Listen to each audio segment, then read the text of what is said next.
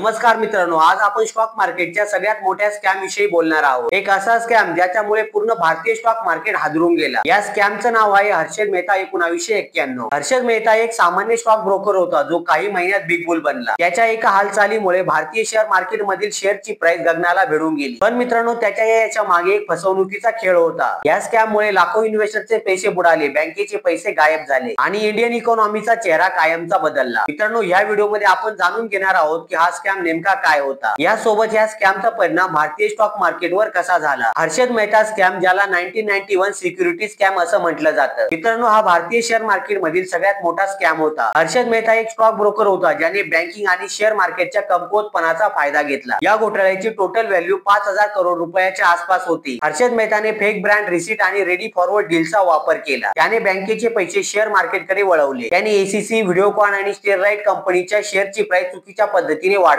एसीसीचा share 1991 मध्ये 200 रुपयापासून 9,000 रुपयापर्यंत गेला, म्हणजे एकाच वर्षात शेअर 4,400% पण जास्त वाढला। पण आता प्रश्न असा आहे की हर्षद मेहताने हा स्कॅम केला कसा। हर्षद मेहता बँकांना जास्त इंटरेस्ट रेटचा आमिष दाखवायचा। त्याने फेक ब्रँड रिसिप्ट बनवले आणि बँकेने ह्या रिसिप्ट तपासल्या नाही। या बँक रिसिप्ट मुळे त्याने बँकेकडून करोड रुपये घेतले आणि मग तो पैसा हर्षद मेहताने शेअर मार्केटमध्ये गुंतवला। यामुळे काही कंपन्यांची शेअरची प्राइस अचानकपणे वाढून जायची आणि सर्वसामान्य इन्व्हेस्टर तेजी पाहून त्या शेअर्स मध्ये इन्व्हेस्ट करायचे आणि मग मित्रांनो, प्राइस वाढल्यानंतर हर्षद मेहता ते शेअर्स विकून टाकायचा। यामधून हर्षद मेहताने खूप सारं प्रॉफिट कमवलं। पण जेव्हा त्याचा हा खेळ उघडकीस आला तेव्हा शेअर मार्केट प्रचंडपणे कोसळलं आणि यावरून मित्रांनो, बँकांना आणि सर्वसामान्य इन्व्हेस्टर्सला करोड रुपयाचं नुकसान झालं। या स्कॅम मुळे भारतीय शेअर मार्केटचं 1 लाख करोड रुपयापेक्षा पण जास्त मार्केट कॅपिटलायझेशन नष्ट झालं। हा स्कॅम भारताच्या एज्युकेशन आणि हेल्थकेअर बजेट पेक्षा पण मोठा होता। मित्रांनो, हा घोटाळा घडण्यामागे खूप सारी कारणे होती। सगळ्यात पहिलं कारण, त्यावेळी बँकिंग आणि शेअर मार्केटची सिस्टम खूप स्ट्रॉंग नव्हती। त्यावेळी बँकांना शेअर मार्केटमध्ये गुंतवणूक करण्यास बंदी होती आणि मित्रांनो, हर्षद मेहताने बँकांकडून चुकीच्या पद्धतीने पैसे घेऊन ते पैसे शेअर मार्केटमध्ये निवेश केले आणि यामुळे खूप साऱ्या लोकांना आणि बँकांना करोड रुपयाचं नुकसान झालं। हर्षद मेहता 1954 मध्ये गुजरातच्या एका मिडल क्लास फॅमिलीमध्ये जन्माला आला। मुंबईमध्ये आल्यानंतर त्याने खूप सारे जॉब केले आणि 1980 च्या दरम्यान तो स्टॉक ब्रोकर बनला। 1990 मध्ये त्याने ग्रोमोर रिसर्च आणि ॲसेट मॅनेजमेंट फर्म सुरू केली आणि यामुळे मित्रांनो, हर्षद मेहता बिग बुल म्हणून ओळखला जाऊ लागला। त्यावेळी हर्षद मेहताकडे खूप साऱ्या लक्झरी कार्स होत्या आणि त्याच्याकडे 15,000 स्क्वेअर फूटचा एक पेंट हाऊस पण होता। हर्षद मेहताच्या या श्रीमंत जीवनशैलीची सगळीकडे चर्चा होत होती। हर्षद मेहताने अनेक बँक अधिकाऱ्यांना हाताशी धरलं होतं। त्याने फेक बँक रिसिप्ट तयार केले आणि बँकेने त्या रिसिप्ट तपासल्या पण नाही आणि त्याला लोन दिलं। स्टेट बँक ऑफ इंडियाने हर्षद मेहताला 500 करोड रुपये दिले होते आणि मित्रांनो, हा पैसा हर्षद मेहताने स्टॉक मार्केटमध्ये गुंतवला होता। 1991 आणि 92 मध्ये भारतीय शेअर मार्केटमध्ये खूप तेजी होती। बीएसई सेन्सेक्स 1,000 वरून 4,500 पर्यंत गेला। सर्वसामान्य गुंतवणूकदारांना शेअर मार्केटची फारशी नॉलेज नव्हती, पण हर्षद मेहता विश्वास ठेवून ते लोक स्टॉक मार्केटमध्ये इन्व्हेस्ट करत होते आणि मित्रांनो, या विश्वासामुळे हर्षद मेहताला स्टॉकची किंमत मॅनिप्युलेट करण्यास सोपं गेलं। हर्षद मेहता या घोटाळ्याचा मास्टरमाइंड होता, पण तो एकटा नव्हता। हर्षद मेहताच्या या घोटाळ्यामध्ये खूप सारे बँकेचे अधिकारी होते। त्यांनी हर्षद मेहताच्या फेक बँक रिसिप्ट तपासल्या नाही आणि त्याला लोन दिलं आणि त्यामुळे हर्षद मेहताला हा स्कॅम करणं सोपं गेलं। नॅशनल हाऊसिंग बँकने हर्षद मेहताला 1199 करोड रुपये दिले होते। स्टेट बँक ऑफ सौराष्ट्रने हर्षद मेहताला 175 करोड रुपये दिले होते आणि स्टँडर्ड चार्ट बँकने हर्षद मेहताला 300 करोड रुपये दिले होते। बँकेच्या अधिकाऱ्यांनी हर्षद मेहताचे फेक बँक रिसिप्ट तपासले नाही आणि त्याला लोन देऊन टाकलं आणि त्यामुळे मित्रांनो, हर्षद मेहता स्टॉक मार्केटमध्ये स्कॅम करू शकला। यासोबत दुसऱ्या स्टॉक ब्रोकरनी देखील हर्षद मेहताला साथ दिली। केतन पारेख, पल्लव शेठ आणि अजय कायन या स्कॅम मध्ये सामील होते आणि त्यांनी हर्षद मेहता सोबत स्टॉकच्या प्राइस मॅनिप्युलेट केल्या। मित्रांनो, हर्षद मेहताच्या सक्सेस स्टोरीजवर विश्वास ठेवून भारताच्या खूप साऱ्या लोकांनी स्टॉक मार्केटमध्ये पैसा गुंतवला आणि यामुळे हर्षद मेहताला शेअरची प्राइस वाढवणं सोपं झालं। मित्रांनो, हा घोटाळा मुंबईच्या बॉम्बे स्टॉक एक्सचेंज मध्ये घडला। मुंबई हे भारताचं आर्थिक केंद्र होतं आणि बॉम्बे स्टॉक एक्सचेंज भारतातलं सर्व मोठं शेअर मार्केट होतं आणि हर्षद मेहताने हा स्कॅम ग्रोमोर रिसर्च आणि ॲसेट मॅनेजमेंट कंपनीच्या माध्यमातून खेळला। रेडी फॉरवर्ड डीलच्या माध्यमातून हर्षद मेहता बँकेकडून इमर्जन्सी लोन घेत होता। यामध्ये गव्हर्नमेंट सिक्युरिटीजचा पण वापर केला जात होता आणि मित्रांनो, हर्षद मेहता या डील्स मध्ये मध्यस्थ होता। त्याने बँकांना बनावटी रिसिप्ट दिल्या आणि बँकांकडून पैसे आपल्या अकाउंट मध्ये ट्रान्सफर करून घेतले आणि मग तो हा पैसा शेअर मार्केटमध्ये गुंतवत होता। त्याने 1992 मध्ये 1400 कोटी रुपयांच्या फेक बँक रिसिप्ट बनवल्या होत्या। हर्षद मेहता काही कंपन्यांचे शेअर्स मोठ्या प्रमाणात खरेदी करीत होता। यामध्ये एसीसी, स्टेरलाइट आणि व्हिडिओकॉन यांचा समावेश होता। यामुळे मित्रांनो, शेअरच्या प्राइस अचानकपणे वाढत होत्या आणि मार्केटमध्ये तेजी आल्यानंतर लाखो नवीन गुंतवणूकदार शेअर मार्केटमध्ये पैसे गुंतवत होते।